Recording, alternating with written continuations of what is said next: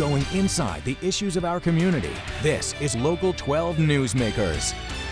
Yeah, the Catholic education, in my opinion, it's paramount. It's the foundation of who you are and who you become. At the end of January, 5 Cincinnati Archdiocesan Catholic schools found out that they were recommended to close or merge with other schools, part of a long-term trend of contraction. Inherently painful, the announcements caused some parents to protest in front of the cathedral. And coming on the eve of Catholic Schools Week, when the Archbishop and diocesan officials wanted the message to be upbeat, these announcements could not have been more ill-timed. In some cases, parents of affected schools are scrambling to beat back the final decision that comes at the end of January, with more affluent parishes like Annunciation in Clifton announcing its willingness to raise tuition and increase fundraising. We know that it's a business. If you lose money, you're going to have to either change or close. We don't want to close. We're going to change. Good morning and welcome to Local 12 Newsmakers. The Archdiocese of Cincinnati includes 19 counties anchored by the metropolitan areas of Cincinnati and Dayton, but it also includes rural areas as far east as Adams and Highland counties and as far north as Mercer and Auglaize counties. A little over 50,000, actually this year about 47,500 students are enrolled in diocesan Catholic schools, making it the 8th largest Catholic school system in the United States. As population shifts, as Catholics have become more assimilated into the mainstream of American society because of the fallout from the sex abuse scandal, the number of children enrolled and the sources of financial support have contracted. That means closing and consolidations. I am joined now by Brother Joe Camus, a member of the Society of Mary, who serves as the superintendent of the Catholic schools. Brother Joe, welcome back to Newsmakers. Dan, thanks for inviting me on. And I made one mistake in that intro. The final decision is not at the end of January, but the end of February. So some of school parents are still scrambling out there. Sure. You know, as we look at this situation, we can look at individual parish schools or individual schools and raise all sorts of questions.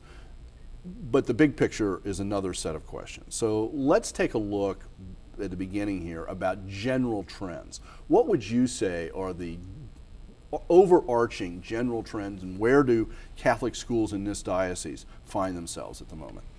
I think Catholic schools in the Archdiocese today are doing a phenomenal job, and I just want to start by crediting the principals and the teachers and the parents who have confidence in us. They are transferring the faith, which is the main reason that we exist. However, we find ourselves in a situation that's vastly different from the last 50, 40, 30 years ago. It's what I call the perfect storm, Dan. A lot of areas, a lot of things have come together to indicate some difficulties that we're facing, especially in our urban areas. The demographic shift, the movement of people out to the suburbs. It's not only affecting Catholic schools, it's affecting public schools. Cincinnati Public, Reading Public are closing or merging schools. And I think, is it fair to say that as that shift takes place, as we begin to look at places like Westchester, like Mason, these really boom growth areas out on the northern fringe of the Cincinnati metropolitan area, that the Catholic parishes are not building school capacity at the same level they would have a century before as people move to Pleasant Ridge, to Clifton, there's a different approach here. There just aren't as many schools out there, right? That's true, and the schools that we do have out there have waiting lists, as about 20% of our schools across the country have waiting lists. So it's not that Catholic education is not doing its job. It is. We just can't build schools or don't have the resources to build the schools where the students are. Is it strictly a resources issue, or is it a question, has the Archdiocese and other dioceses made some decisions that it's just not where they should put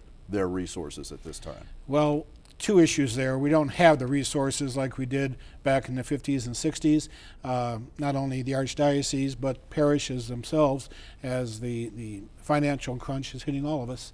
And secondly, parishes have to build the schools. And again, they have other other ministries that they need to take care of, rightly so, and they don't have the resources. Let's take a look at a couple of sets of statistics that you supplied. Sure. One is enrollment patterns, and we've got something we can put up here.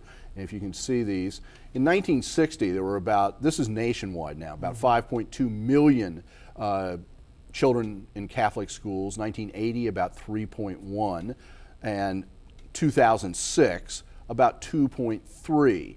So obviously that 5.2, the reason I focused on that was that's sort of the peak as the baby boomers were finishing, and then you get a decline since then. Do you see the numbers from 2006 on accelerating, the decline accelerating, or is it on a steady path? What do you see happening? I would hope to say that it's going to level off or maybe even increase depending on how we offer Catholic education to the publics out there. Remember today that parents have a lot more choice than they did even back in the 50s and 60s. There's a lot of options out there, and things have changed in the church. With the sexual abuse crisis, as you mentioned, there's a lack of confidence in some instances, and the trust level has to be built back up. Our schools continue to do a great job in graduating students and sending them on to college, in informing them in the faith, and I think they'll continue to do that, but they have to up their niche. I would suggest too that for some parishes, now not the inner city parishes, but for suburban parishes that happen to sit in very good public school systems. Let's take parishes in Oak Hill School District, for example, very good school system, that with the decline of a sense that being Catholic is somehow being fundamentally different than American, it's easier. When I was a kid, it was preached from the pulpit. It was a sin to go to a public school, and you were made to feel bad about it. That just isn't there anymore. So if you happen to live in a very good school district, why not? Well, Oak Hills and the Sycamores and the Lakotas are quality school districts, and they do a phenomenal job.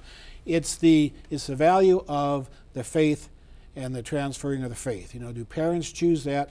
Well, they have limited dollars too, and where are they going to put their dollars? In the elementary school education, in high school, or in college. Okay. And so there's those choices too, and some can't afford a Catholic education from K through college. One of the key things here in this shift is not just the enrollment, but it's also the staffing patterns. And again, this is so dramatic. Let's take a look at some of the numbers you provided. 1950, 90.1% of Catholic schools were staffed by religious. Right. 1990, just 15 years ago, 14.6, so a huge drop-off. But look at the drop-off even in those 15 years. Now, 2006, 4.7, which means the other side would be lay, who get paid more competitive salaries and drives up the cost. I mean, very honestly, right?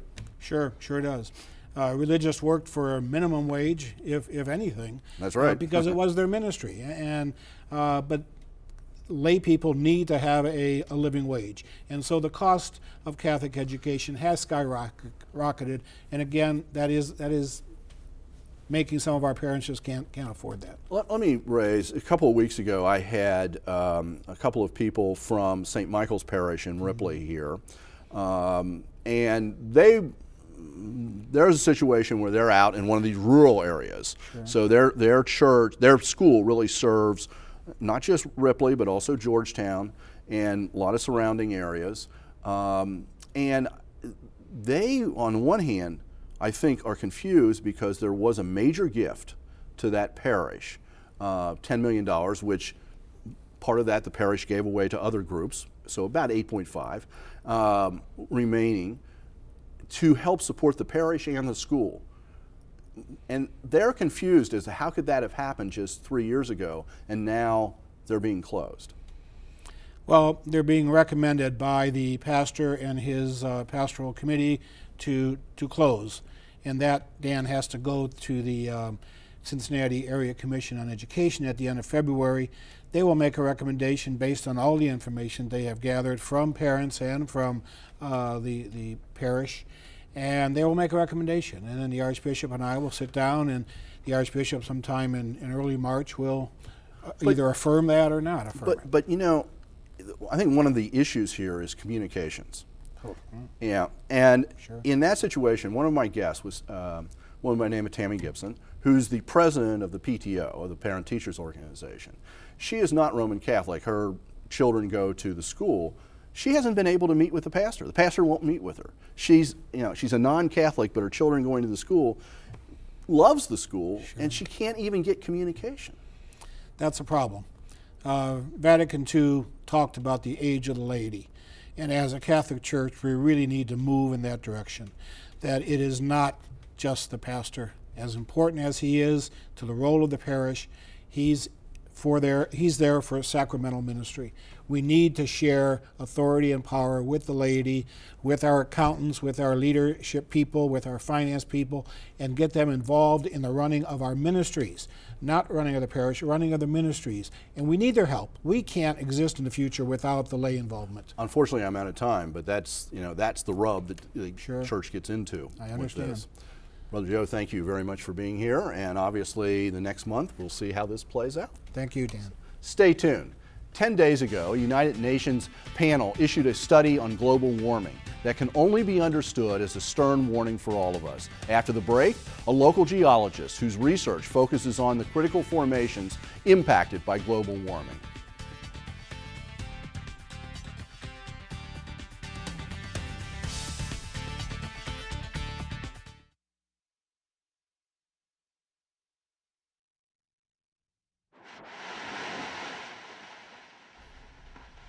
In the past 50 years, human industrial activity that depends on the consumption of huge amounts of fossil fuels has altered the Earth's environment, including driving up temperatures, causing, among other things, a dramatic acceleration of the melting of glaciers and ice sheets. Attempts to deny or ignore these trends for political reasons by the Bush administration received a smashing blow last week with the issuance of a new scientific study. Welcome back. On February the 2nd, the United Nations Intergovernmental Panel on Climate Change released a new study on global warming. A broad consensus exists among scientists, not only that significant global warming is occurring, but there is a 90% certainty that the human activity is the principal cause. The study suggests that in the next century, temperatures will increase 3.2 to 7.8 degrees, a marked acceleration of the 1.2 degree increase in the last century. Scientists expect the future increase to dramatically accelerate the melting of glaciers and ice sheets, causing ocean levels to rise anywhere from 7 to 23 inches. Glaciers and ice sheets are both indicators of global warming and critical factors in the rise of ocean levels. This morning, I am joined now by Professor Tom Lowell, a member of the Geology Department at the University of Cincinnati. Professor Lowell specializes in the interactions of climate change and glaciers and serves on teams studying glaciers in Greenland, the Lake District of Chile, and the Southern Alps of New Zealand. Tom, welcome to Newsmakers. Thank you. And gee, it sounds like a wonderful set of places to go. I mean, it's quite a gig if you can get it. It's good work if you can get it. Yeah. It's long hours and long overseas flights, but getting there. What's a geologist? I think when most of us think of a geologist, we think of rocks and the rock record. What's a geologist doing looking at glaciers and ice sheets, and what are you looking for? What's the focus here? Well, remember that geology is basically the study of Earth's history, and so glaciers, of course, are an important part of that history. And we're interested in their behavior over time. Not only, as you say, they're melting dramatically now, they've done that in the past, and we'd like to know why in the past and in the future, or how they will respond in the future. So this process that we're seeing now isn't unique. Not exactly. It's only unique from the sense that the human influence has accelerated it, but we have seen other collapses of glaciers and ice sheets, as you say. On this question of acceleration, is this the acceleration, the pace of acceleration, the pace of melting? Is this something that geologists, others were predicting 20 years ago, 15 years ago, or is the rate surprising people? The general warming is not too much of a surprise to anybody that's been looking at it over the long term.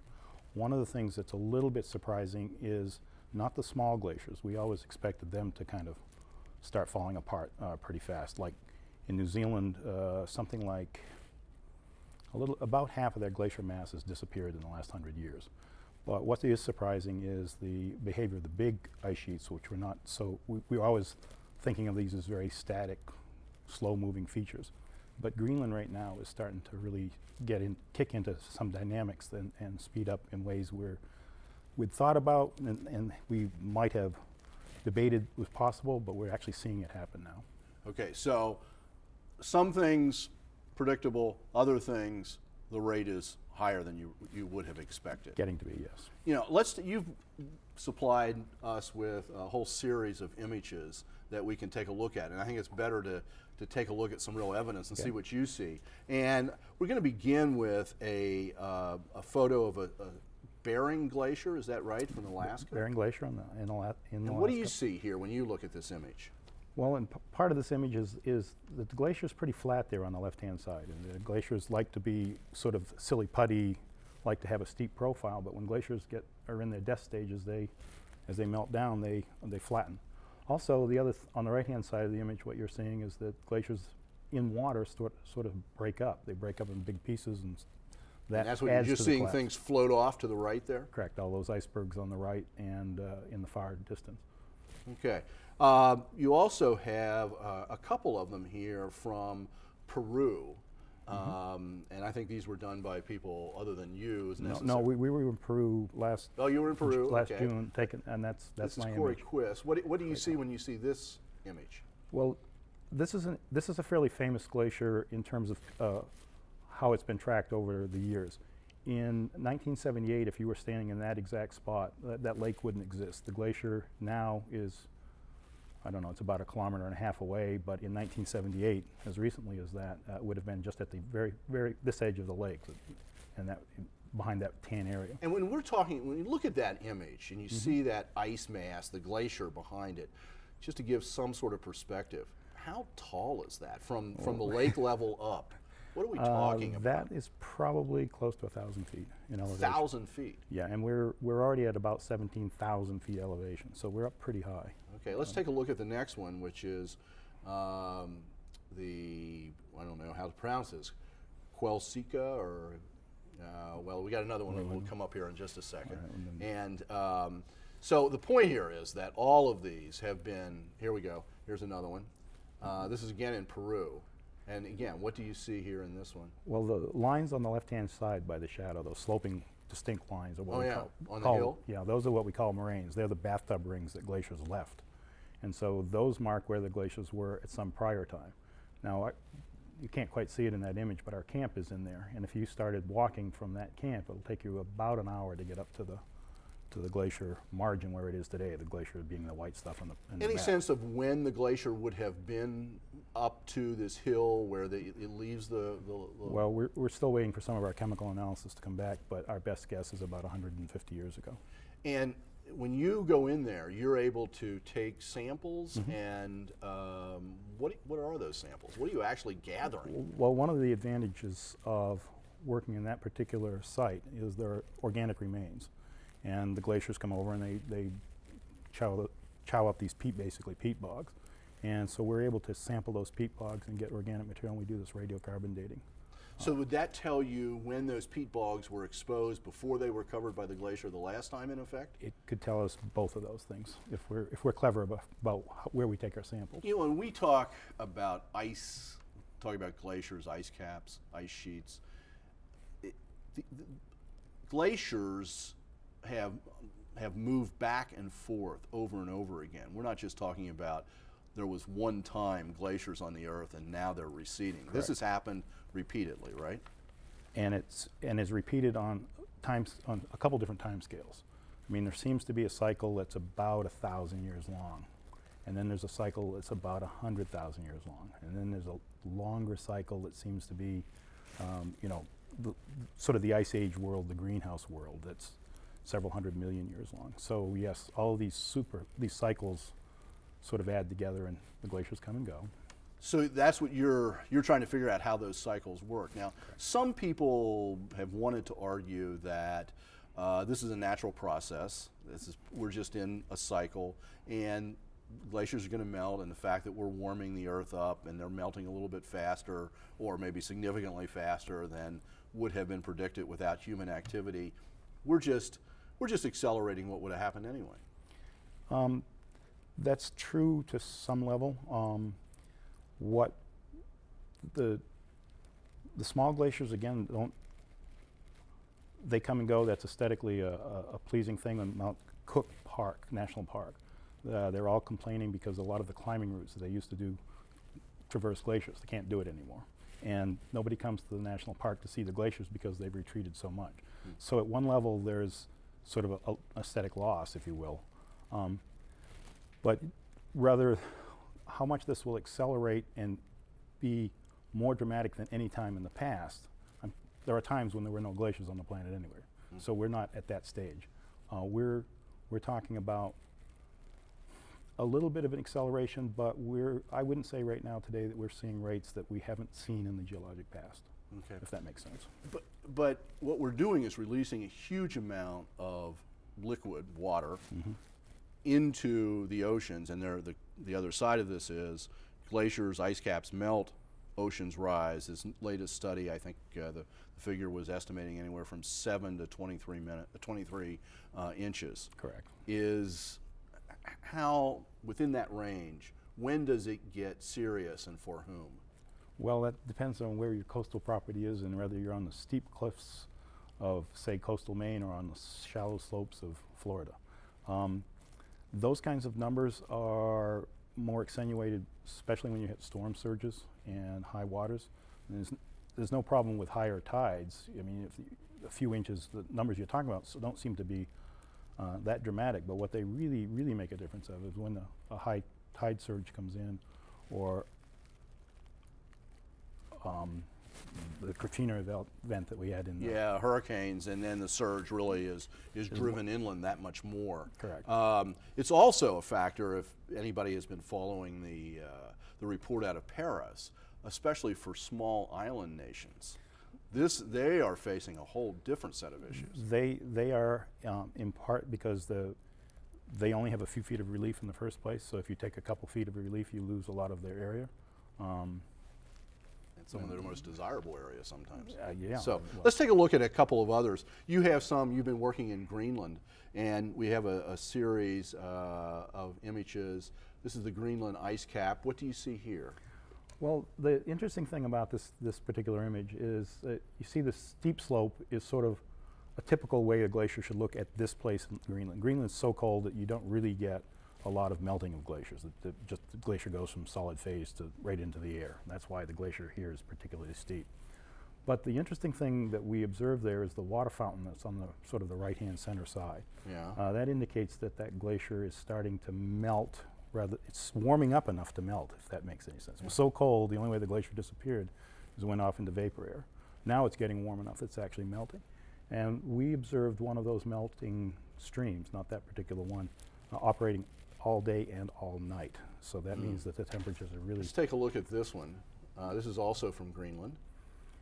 And part of that, the bag and the little stick on the left-hand side is the demarcation of where the glacier was about, well, we're doing some chemical tests to understand that, but that rock was probably been sitting there for 10 or 15,000 years versus the tan rocks on the right that don't have any of the lichens and dark colors on them, and that the glacier was probably there about 150 years ago and has since pulled back. Huh. The other thing that's of note about the texture on that surface, glaciers, they grow from snow, just like the snowstorms that we just had. If you have the glacier every year, it needs its annual fix of snow if you want. If you go up on that ice cap and continue up on looking, if you just walked up on that, and we did, there's no snow on the top of that glacier now. So nothing's restoring, Correct. refeeding it, in effect. That glacier is dead. Okay, so there's no new life. That's right. I don't want to take a look at another picture. I want to take a look at some little bit of video. You worked with the Museum Center back almost 20 years ago now on consulting about their Ice Age exhibit, the Ice Cave. You've got an area that's where modern day Sharonville would have been right after the glacier would have retreated, and then some graphics here. 20 years ago, when you were doing that exhibit, were you thinking about this rapid retreat of glaciers and the rise of the oceans? Well, remember that geologists work on sort of a different time scale. So the 20 years ago, yeah, we were aware that the glaciers were disappearing at that point. We were tracking them in their disappearance. We were concerned about sea level rise because we saw it coming in. So So you saw it. Were you as intensely concerned? I probably at that point I didn't understand all of the societal implications of it that I do now. You geologists, you just deal with such huge times. So, thank you very much, Tom. And you're about to leave on a whole series of trips here to some very cold areas. So have a good trip on your glaciers there. Okay. Thank you for making Newsmakers a part of your Sunday morning. Join us again next week to meet the men and the women shaping our world for the future. Have a good week.